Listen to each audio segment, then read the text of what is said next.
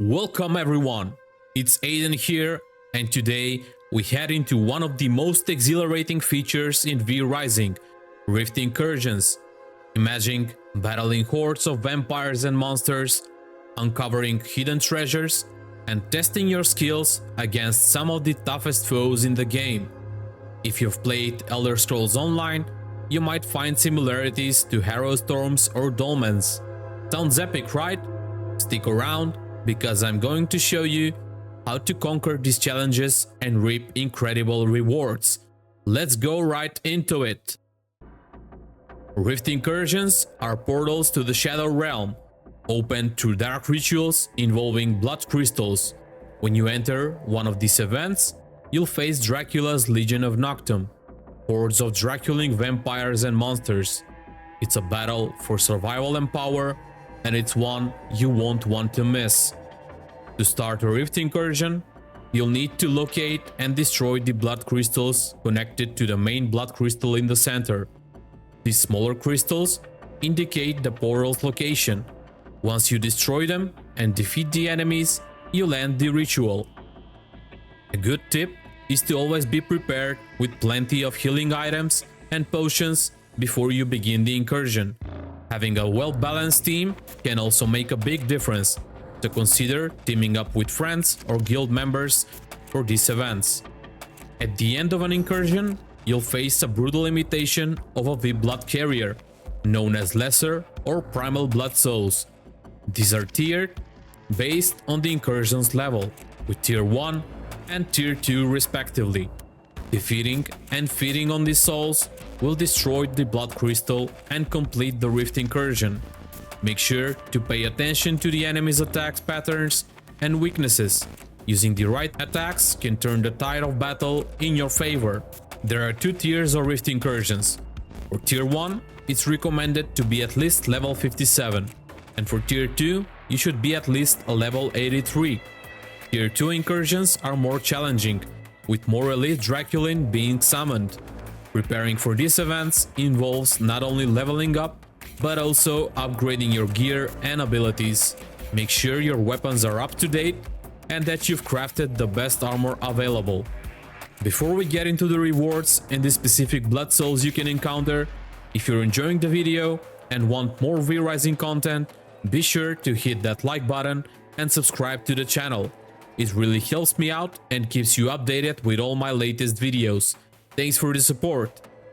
Now, let's talk about the rewards. Completing a Rift Incursion can net you some fantastic loot. For Tier 1, you'll get Stygian Shards, which vary based on the number of players present.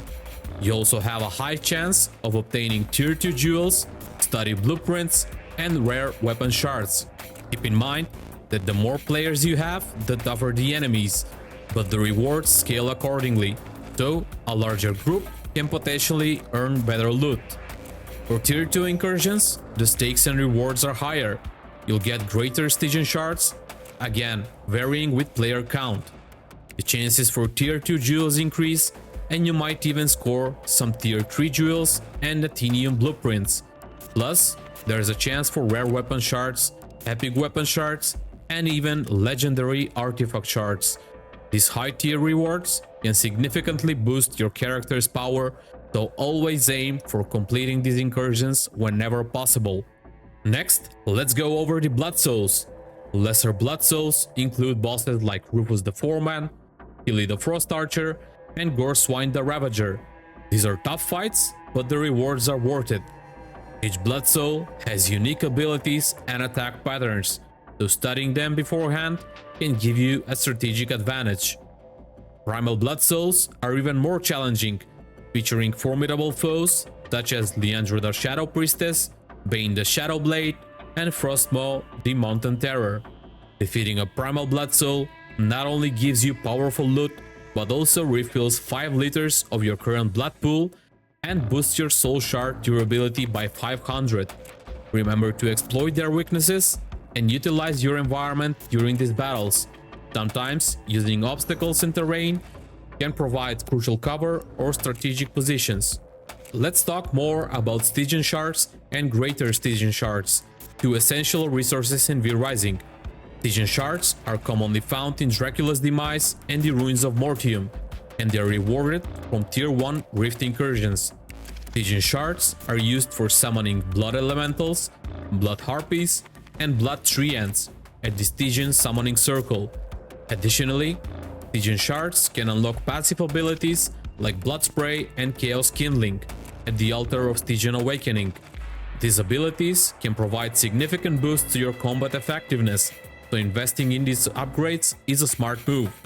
The Vampire Merchant in the southern ruins of Mortium accepts Stygian Shards as currency.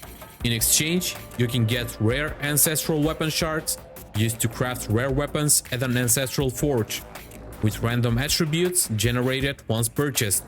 It's always a good idea to stock up on Stygian Shards whenever you can, as they are versatile and highly valuable. Greater Stygian Shards are a step up, commonly found in the Ruins of Mortium and rewarded from Tier 2 Rift Incursions. They are essential for crafting various powerful items and obtaining advanced passive abilities. Crafting Greater Stygian Shards involves using Stygian Shard at the gem cutting table. These are needed for high-level items like Obsidian and Blood Keys at the Artisan table, and various Tier 4 jewels at the Jewel crafting table. These shards are also used for summoning Blood Golems and Blood Witches at the Stygian Summoning Circle. Each of these summons can play a crucial role in your strategy, offering different strengths and abilities. Greater Stygian Shards also unlock passive abilities such as Hunger for Blood, Turbulent Velocity, and Soul Drinker. The Vampire Merchant in the northern ruins of Mortium accepts Greater Stygian Shards for epic Ancestral Weapon Shards, used to craft epic weapons at an Ancestral Forge, with a small chance to upgrade to a legendary artifact shard. These epic weapons can turn the tide of any battle, so always keep an eye out for opportunities to upgrade your arsenal. To make tracking these events easier, you'll need the Eye of Mortium. This powerful tool is essential for locating and tracking Rift Incursions in the Ruins of Mortium. Once constructed, it reveals the current locations and tiers of any rifts on your map, as long as the structure is within your territory.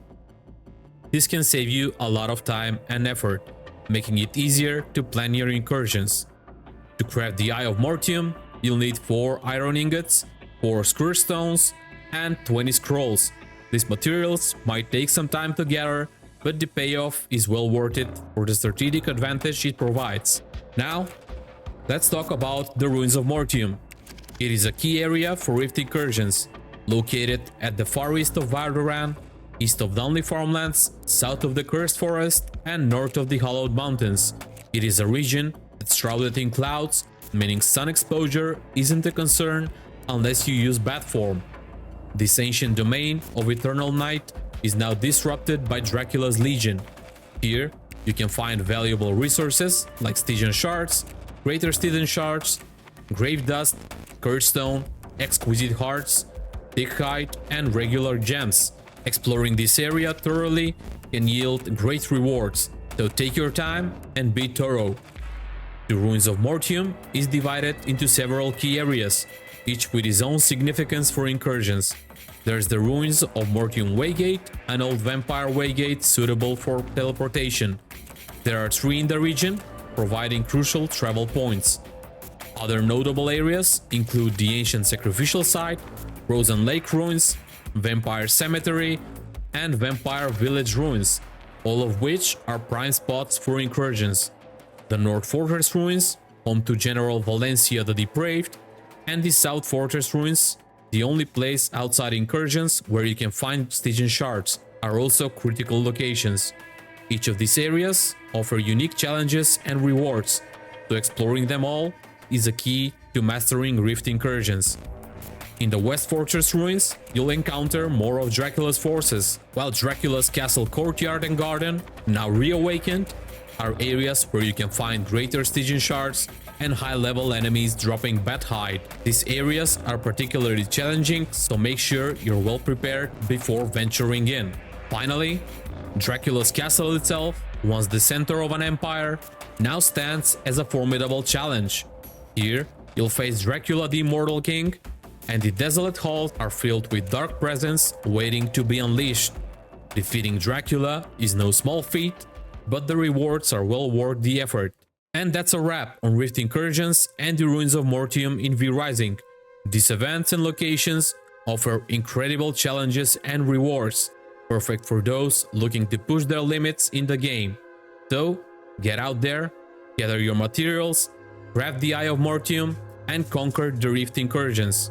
Thanks for watching, everyone. If you found this video helpful, please give it a thumbs up and subscribe for more V-Rising content. Drop a comment below if you have any questions or tips of your own about Rift Incursions. Until next time, keep rising, and I'll see you in the next video.